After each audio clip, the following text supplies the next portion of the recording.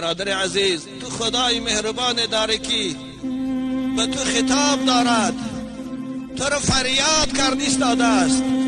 اعوذ بالله من الشیطان الرجیم و توبوا الی الله جمیعا ایها المؤمنون.